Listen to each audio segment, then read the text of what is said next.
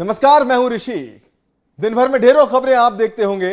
कई मानस में पैबस्त हो जाती होंगी, कई सिर्फ मस्तिष्क से टकराकर लौट जाती होंगी।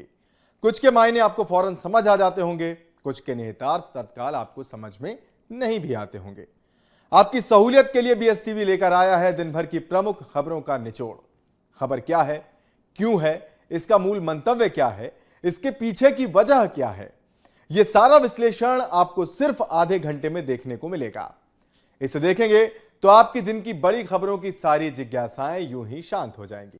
हर दिन आपके लिए हम इसी वक्त लेकर आते हैं खबरों का बेहतरीन विश्लेषण, ताकि आप भी कह सकें कि खबर तो ये है। तो चलिए अब आपको पहले ये बताते हैं कि आज किन किन खबरों पर हम बात करेंगे। सबसे पहले बात होगी, सरकार गोवर्धन पूजा करेगी। मोहन कैबिनेट ने यह फैसला क्यों लिया है, इसके अलावा और कौन कौन से फैसले हैं, लेकिन इस फैसले की चर्चा क्यों हो रही है, यह खबर। उसके बाद हम बात करेंगे, रीवा में होगा महानिवेश। आरआईसी यानी रीजनल इंडस्ट्री कॉन्क्लेव का आयोजन होने जा रहा है 23 तारीख को। कैसे ये आयोजन खास है और किस तरह से ये पूरा क्षेत्र जो है वो अब उद्योगों को आकर्षित करेगा, ये इस खबर में होगा।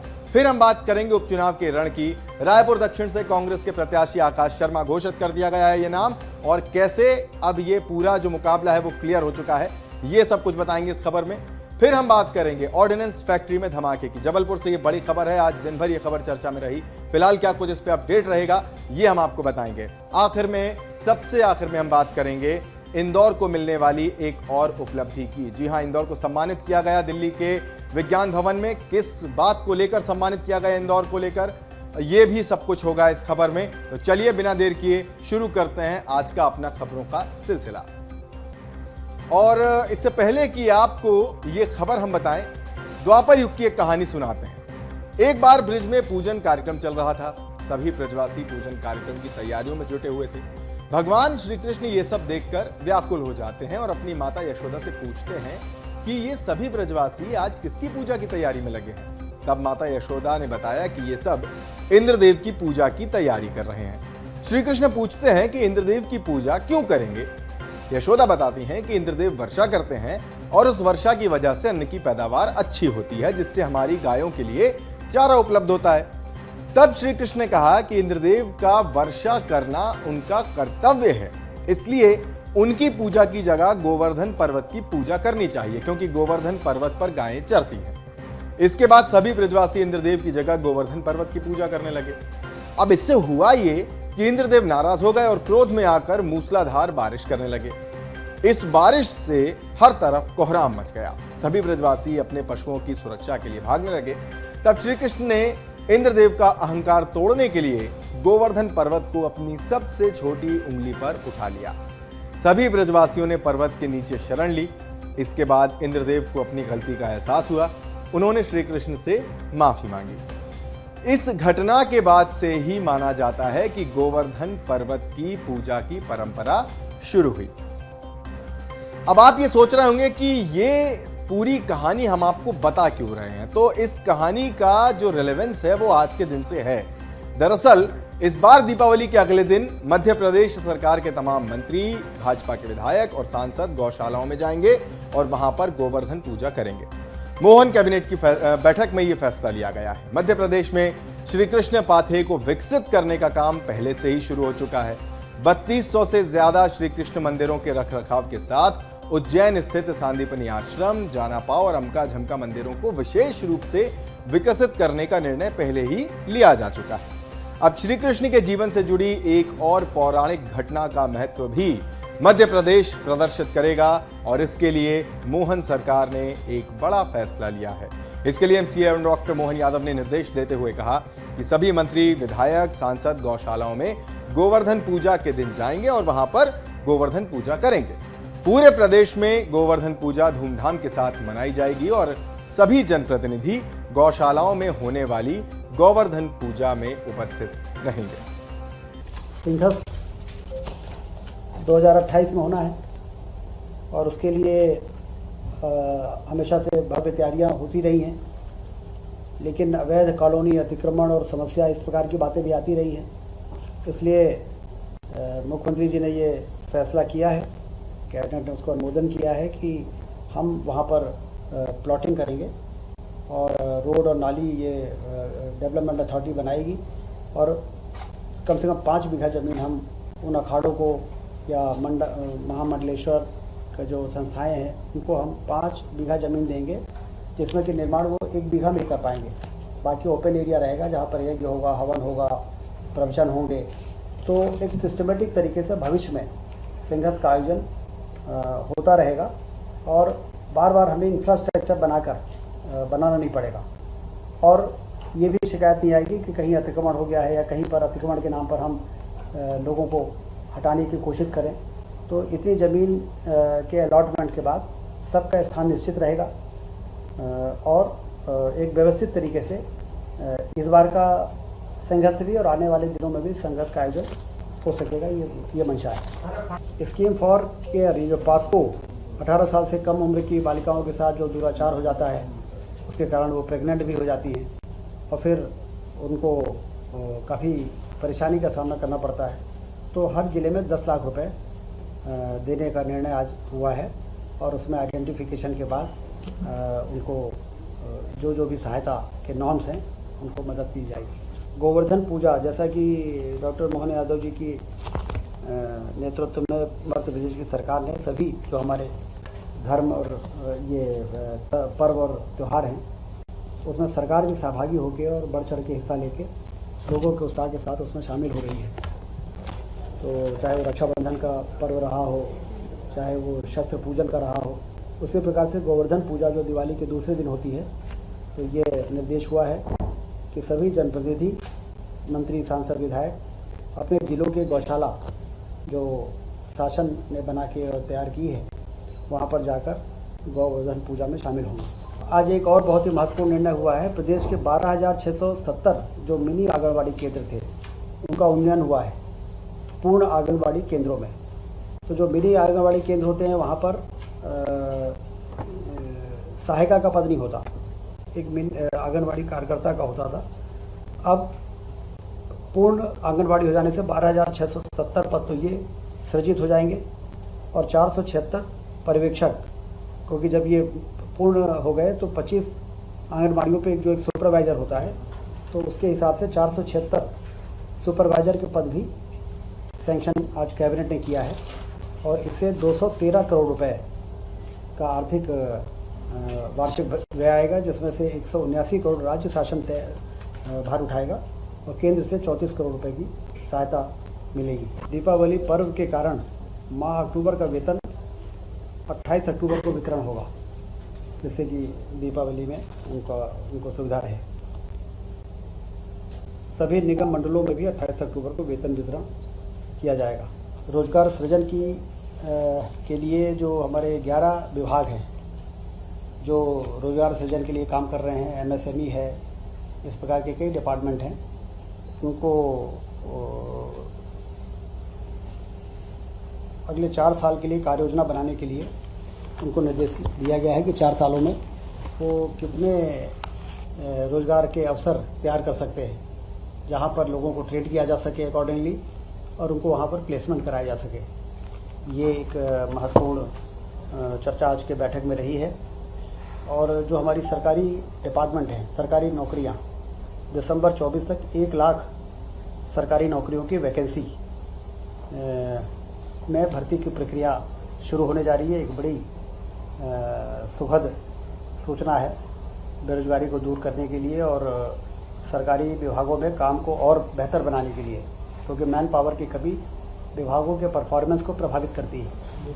तो ये तो एक फैसला था कि अब सरकार जो है वो गोवर्धन पूजा करेगी। इसके अलावा भी कई अहम निर्णय लिए गए हैं, उनका भी हम जिक्र कर लेते हैं। दरअसल अब मध्य प्रदेश में जल्द ही 1 लाख सरकारी पद भरे जाएंगे। कैबिनेट बैठक में इस पर मोहर लग गई। इसकी भर्ती कर्मचारी चयन आयोग और लोक सेवा आयोग के माध्यम से होगी। इस बैठक में सीएम ने रोजगार सृजन पर भी जोर दिया। रोजगार के अवसर बढ़ाने के लिए अधिकारियों को जरूरी निर्देश जारी किए, मंत्रियों को भी जरूरी निर्देश दिए गए। रोजगार प्रयास के लिए 11 विभाग प्रयास कर रहे हैं रोजगार के लिए और अगले 4 साल में रोजगार के अवसरों के सृजन के लिए भी योजना बनाई जा रही है। इसके अलावा प्रदेश की जो प्रशासनिक इकाइयां हैं उनके पुनर्गठन के प्रस्ताव को भी कैबिनेट से हरी झंडी मिल चुकी है। प्रदेश के संभाग, उपसंभाग, जिले, तहसील और विकास खंडों के पुनर्गठन की प्रक्रिया अब जल्दी शुरू हो जाएगी। किसानों को लेकर भी एक बड़ा फैसला लिया गया है कि सोयाबीन उपार्जन करने वाले किसानों के लिए जिन केंद्रों पर वो जाते हैं वहां पर व्यवस्थाओं का निरीक्षण सभी मंत्री करेंगे। आपको बता दें कि 25 अक्टूबर से सोयाबीन की खरीदी शुरू होने जा रही है। 3,44,000 किसानों ने इसके लिए रजिस्ट्रेशन कराया है। अब सरकार की ओर से यह फैसला लिया गया है कि किसानों से 4,892 रुपए प्रति क्विंटल की दर से सोयाबीन खरीदेगी प्रदेश सरकार। एमएसपी जो है वो 4,892 रुपए तय कर लिया गया है। खरीदी के लिए प्रदेश भर में 1400 से अधिक उपार्जन केंद्र बनाए गए हैं। इसके साथ ही उज्जैन में होने वाले सिंहस्थ कुंभ को लेकर भी सरकार ने फैसला किया है कि अखाड़े और साधु संतों के लिए प्लॉटिंग करके आश्रम बनाए जाएंगे। इसके लिए 5 बीघा जमीन जो है वो प्रति अखाड़े को दी जाएगी। अब इस जमीन का इस्तेमाल जो है वो सिर्फ अखाड़े कर सकेंगे। जमीन को आवासीय और कमर्शियल इस्तेमाल से दूर रखा जाए, ये भी साफ निर्देश दिए गए हैं। रोजगार की हम बात कर रहे थे तो उसमें भी कुछ और अपडेट्स हैं, जैसे 12,600 मिनी आंगनबाड़ियों में सहायिकाओं के पद, 4,600 पर्यवेक्षकों के पद भी स्वीकृत किए गए हैं। इस पर तकरीबन 213 करोड़ रुपए सालाना का खर्च आएगा। ये जानकारी भी सरकार की ओर से मिली है। अब इसमें केंद्र की ओर से भी कुछ अनुदान मिलेगा, तकरीबन 34 करोड़ रुपए का। ये जानकारी भी सामने आई है। एक और बड़ा फैसला जो कि आपके लिए जानना जरूरी है, स्कीम फॉर पॉक्सो के लिए सरकार ने बड़ा फैसला लिया है। अब पीड़िता के लिए हर जिले में 10 लाख रुपए सहायता के लिए दिए जाएंगे। ये फंड जो होगा वो ऐसे घटनाओं में जो छोटी बच्चियां होती हैं, पीड़ित जो होते हैं, पीड़िताएं होती हैं, उनकी सहायता के लिए रखा जाएगा। साथ ही एक और बड़ा फैसला हुआ वो ये कि विश्वविद्यालय के कर्मचारियों के रिटायर होने के बाद उन्हें 7वां वेतनमान भी दिया जाएगा। तो 2016 से जो भी कर्मचारी रिटायर हुए हैं उन्हें इसका सीधा लाभ मिलेगा। तो ये कुछ बड़े बड़े जो फैसले थे मोहन कैबिनेट के जो आज लिए गए वो इस प्रकार।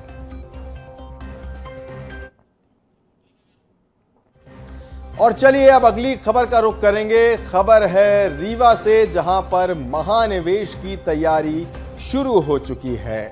उज्जैन, ग्वालियर, जबलपुर और सागर के बाद अब रीवा निवेश का गढ़ बनने जा रहा है। 4 संभागों में सफल रीजनल इंडस्ट्री कॉन्क्लेव के बाद अब 23 अक्टूबर 2024 को रीवा में 5वीं RIC यानी रीजनल इंडस्ट्री कॉन्क्लेव आयोजित की जा रही है। इसमें वाइब्रेंट विंध्य और बायर सेलर मीट, ये दोनों ही आयोजन होने हैं, इन्हें ये नाम दिया गया है। रीजनल इंडस्ट्री कॉन्क्लेव के माध्यम से प्रदेश औद्योगिक हब के रूप में विकसित हो रहा है। रीवा में होने वाली रीजनल इंडस्ट्रियल कॉन्क्लेव इसमें भी एक महत्वपूर्ण योगदान निभाएगी।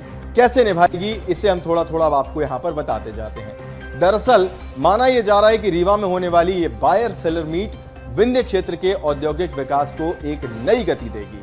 जो अभी तक एक मोटा फिगर मिल रहा है उसके हिसाब से तकरीबन 2,500 से ज्यादा उद्यमी इसमें शामिल होंगे। यह आयोजन न केवल व्यावसायिक साझेदारियों को बढ़ावा देने का मंच साबित होगा, बल्कि विभिन्न राज्यों के उद्यमियों के बीच एक बढ़िया सेतु का काम भी करेगा। और चलिए अब आपको बताते हैं कि इस कॉन्क्लेव से, रीजनल इंडस्ट्री कॉन्क्लेव से क्या क्या होगा। मेरे पीछे कुछ चीजें आती जा रही हैं, हम इन्हें आपको डिकोड करते जाएंगे। जैसे कि व्यावसायिक साझेदारियों के लिए बैठकें होंगी। इस मीट का प्रमुख आकर्षण व्यावसायिक साझेदारियों के लिए बैठकें हैं, जहां पर विंध्य क्षेत्र के स्थानीय उद्यमी और बाहरी राज्यों के उद्यमी बिजनेस अपॉर्चुनिटीज पर चर्चा करेंगे। इसमें विचारों का आदान प्रदान होगा और व्यवसाय के नए रास्ते भी खुलेंगे। फिर आती है बात राज्य स्तर पर भागीदारी की। इस बायर सेलर मीट में 10 से अधिक राज्य, उत्तर प्रदेश, गुजरात, राजस्थान, छत्तीसगढ़, महाराष्ट्र, हरियाणा जैसे यहां से उद्यमी शामिल होंगे। और यह विविधता न केवल मौके को और भी रोचक बनाएगी, बल्कि व्यावसायिक नेटवर्क को भी मजबूत करेगी। फिर एक और बड़ी चीज वो ये कि स्थानीय उद्यमियों के लिए नए अवसर खुलेंगे। जी हां, बाहरी राज्यों के उद्यमियों के साथ मिलकर अब जो व्यापारी हैं उन्हें व्यापारिक अवसरों पर चर्चा करने का मौका मिलेगा। इससे क्या होगा कि यह मंच न केवल नई व्यापारिक संभावनाओं को उजागर करेगा, बल्कि क्षेत्रीय उत्पादों को राष्ट्रीय और अंतर्राष्ट्रीय स्तर पर पहचान दिलाने में भी सहायक होगा। अंतर्राष्ट्रीय स्तर पर पहचान मिलेगी तो निश्चित तौर पर जो स्थानीय उद्योग कर्मी हैं, जो स्थानीय उद्यमी हैं, उन्हें भी एक बड़े अवसर मिलेंगे। ये बायर सेलर मीट स्थानीय उत्पादों और सेवाओं को नए बाजारों तक पहुंचाने का महत्वपूर्ण मंच साबित होगा। इससे व्यापारिक संभावनाएं और मजबूत होंगी। इस पहल से क्षेत्रीय विकास को गति मिलेगी और नए निवेशकों को आकर्षित करने में भी सहायता मिलेगी। चलिए अब अगली खबर का रुख करेंगे। मेरे पीछे जो लिखा हुआ है उसे पढ़कर आप समझ ही गए होंगे कि खबर उपचुनाव से जुड़ी हुई है। लेकिन उपचुनाव कौन सा? मध्य प्रदेश में 2 विधानसभा सीटों पर उपचुनाव होना है, तो छत्तीसगढ़ में भी एक सीट पर, रायपुर दक्षिण में, और रायपुर दक्षिण से ही जुड़ी हुई यह खबर है। दरअसल आकाश शर्मा यहां से कांग्रेस के प्रत्याशी होंगे। आज इस बात की घोषणा हो गई है। ऑल इंडिया कांग्रेस कमेटी ने आकाश शर्मा के नाम पर मुहर लगाई है। संगठन की पसंद के रूप में आकाश शर्मा उभरे हैं और अब इसीलिए रायपुर दक्षिण से वो कांग्रेस के प्रत्याशी होंगे। आपको बता दें कि कांग्रेस ने उपचुनाव के लिए थोड़ा रुककर ही सही, लेकिन अब अपने प्रत्याशी का नाम तय कर लिया है। राहुल की पसंद माने जाते हैं, प्रियंका के करीबी माने जाते हैं आकाश शर्मा। और इसके अलावा जो एक और बड़ी चीज है, शायद आप लोग बहुत लोग जानते भी होंगे, नहीं जानते मैं बता देता हूं, यूथ कांग्रेस के प्रदेश अध्यक्ष हैं। कांग्रेस के छात्र संगठन NSUI से उन्होंने अपनी राजनीति की शुरुआत की थी। इसके बाद 2014 से 2020 तक 6 साल वो NSUI के प्रदेश अध्यक्ष रहे। साथ ही NSUI के राष्ट्रीय सचिव का जिम्मा भी मिला था उन्हें 2018 में। 29 अक्टूबर 1989 को जन्मे, रायपुर में ही जन्मे आकाश शर्मा महाराजा अग्रसेन अंतर्राष्ट्रीय महाविद्यालय से बीकॉम के छात्र रहे हैं। छात्र जीवन से ही राजनीति में सक्रिय रहे आकाश शर्मा गैर राजनीतिक परिवार से आते हैं। स्कूल समय से ही आकाश को राजनीति में रुचि रही और अब वो रुचि जो है वो आगे बढ़कर उन्हें इस कंपटीशन तक ले आई है। तो कुल मिलाकर ये जो एक नई अपडेट, जो ताजा अपडेट, वो यही है कि अब आकाश शर्मा रायपुर दक्षिण से कांग्रेस के प्रत्याशी होंगे रायपुर दक्षिण विधानसभा उपचुनाव में। तो ये आपको पहले ही पता है कि रायपुर दक्षिण से भारतीय जनता पार्टी के प्रत्याशी सुनील सोनी हैं और अब आकाश शर्मा का नाम भी सामने आ चुका है। तो उपचुनाव का रण जो रायपुर दक्षिण को लेकर जिसकी बार बार हम बात कर रहे हैं, वो यहां पर अब क्लियर हो गया है कि मुकाबला किसके किसके बीच में है। तो रायपुर दक्षिण से सुनील सोनी वर्सेस आकाश शर्मा है इस बार के उपचुनाव का मुकाबला। और आज के दिन की एक और बड़ी खबर, वो भी हम आपको बता देते हैं। खबर जबलपुर से है। भारतीय सेना के लिए घातक गोला बारूद बनाने वाली ऑर्डिनेंस फैक्ट्री खमरिया में भीषण ब्लास्ट से आसपास का पूरा इलाका दहल गया। हादसा आज उस वक्त हुआ जब फैक्ट्री के एक सेक्शन में बमों में बारूद भरने का काम किया जा रहा था। इस भीषण दुर्घटना में 4 कर्मचारी गंभीर रूप से घायल हो गए, जिन्हें पहले खमरिया के अस्पताल और उसके बाद शहर के महाकौशल अस्पताल लाया गया। ब्लास्ट इतना जोरदार था कि धमाके से इमारत की दीवारें तक ढह गईं और मलबे में कई कर्मचारी काफी देर तक दबे रहे। जो जानकारी मिली, अपडेट जो आया उसके मुताबिक तकरीबन 11 कर्मचारी घायल हुए इस हादसे में। हादसे की खबर पाकर ऑर्डिनेंस फैक्ट्री खमरिया के कई आला अधिकारी मौके पर पहुंचे और पूरे मामले की जांच शुरू कर दी गई है। इस बीच घायलों को देखने हॉटनेस फैक्ट्री खमरिया के मुख्य महाप्रबंधक मानवेंद्र हालदार, सांसद आशीष दुबे, कैंट क्षेत्र के विधायक अशोक रोहानी भी अस्पताल पहुंचे और उन्होंने हादसे की जानकारी लेकर घायलों को समुचित उपचार दिए जाने के निर्देश दिए। ऑर्डिनेंस फैक्ट्री खमरिया में भारतीय सेना के लिए बम और गोला बारूद बनाने का काम होता है। इसके पहले भी यहां इस तरह के कुछ हादसे सामने पेश आए हैं। ऑर्डिनेंस फैक्ट्री प्रशासन में इस भीषण ब्लास्ट को लेकर गंभीरता दिखाते हुए जांच के आदेश दिए हैं। विशेषज्ञों की टीम पूरे मामले की जांच कर रही है। इस बीच गंभीर घायलों को आवश्यकता पड़ने पर एयरलिफ्ट करने की भी योजना बनाई गई। आपको बता दें कि इस पूरे हादसे में घायल कर्मचारियों में 2 की हालत गंभीर बनी हुई है, जिन पर डॉक्टर्स नजर रखे हुए हैं। और चलिए अब बात करते हैं इंदौर की, जिसे एक और राष्ट्रीय उपलब्धि मिली है। जी हां, ये राष्ट्रीय उपलब्धि मिली है 5वें नेशनल वाटर अवार्ड के रूप में। इंदौर जिले को वेस्ट जोन में बेस्ट डिस्ट्रिक्ट कैटेगरी में पहला स्थान मिला है। मंगलवार को दिल्ली के विज्ञान भवन में आयोजित कार्यक्रम में राष्ट्रपति द्रौपदी मुर्मू ने इंदौर के जिला कलेक्टर आशीष सिंह, और नगर निगम कमिश्नर शिवम वर्मा को इस अवार्ड से सम्मानित किया। जल संसाधन, नदी विकास और गंगा संरक्षण विभाग द्वारा 5वें राष्ट्रीय जल पुरस्कार में 9 श्रेणियों में संयुक्त विजेताओं सहित 38 विजेताओं को पुरस्कार दिए गए। इनमें सर्वश्रेष्ठ राज्य, सर्वश्रेष्ठ जिला, सर्वश्रेष्ठ ग्राम पंचायत, सर्वश्रेष्ठ शहरी स्थानीय निकाय, सर्वश्रेष्ठ स्कूल या कॉलेज, सर्वश्रेष्ठ उद्योग, सर्वश्रेष्ठ जल उपयोगकर्ता संघ, सर्वश्रेष्ठ संस्थान और सर्वश्रेष्ठ नागरिक समाज शामिल हैं। और चलिए अब आपको ये बताते हैं कि कैसे जल संरक्षण में इंदौर अव्वल आया। तो ड्रिप इरिगेशन में 323 हेक्टेयर और स्प्रिंकलर इरिगेशन में 1380 हेक्टेयर का विस्तार किया गया। इसके अलावा नगर निगम क्षेत्र में 1,14,000 आवासों पर roof rain water harvesting system लगाए गए। ग्रामीण क्षेत्रों की अगर बात करें तो यहां 1,400 शासकीय भवनों में भी रेन वाटर हार्वेस्टिंग सिस्टम्स लगाए गए हैं। 22 अमृत सरोवरों से अतिक्रमण को पूरी तरह से हटा दिया गया। इससे हुआ क्या कि 25 तालाबों का क्षेत्रफल भी बढ़ाने में आसानी हुई।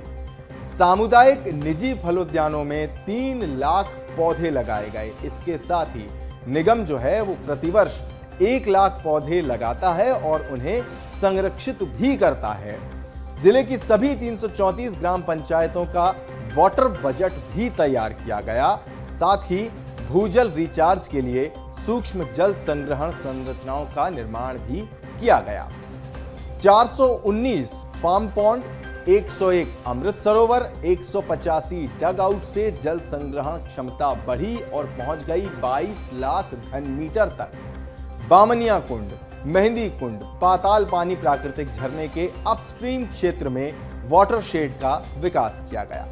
अब इन सबसे हुआ क्या कि जल संरक्षण में इंदौर ने एक अद्भुत काम कर दिया। मतलब पूरे प्रदेश ही नहीं, देश के भी कई राज्यों में इंदौर ने अपनी छाप छोड़ी और एक मॉडल ऐसा स्थापित किया कि हम अगर साफ सफाई पर ध्यान दे सकते हैं, नंबर 1 रह सकते हैं, तो जल संरक्षण को लेकर भी हम कितनी मेहनत कर सकते हैं, उसकी वानगी आप देख लीजिए।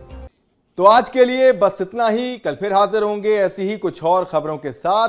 तब तक के लिए अपना खूब ख्याल रखिए और ताजा खबरों के लिए बने रहिए BS टीवी के साथ। नमस्कार।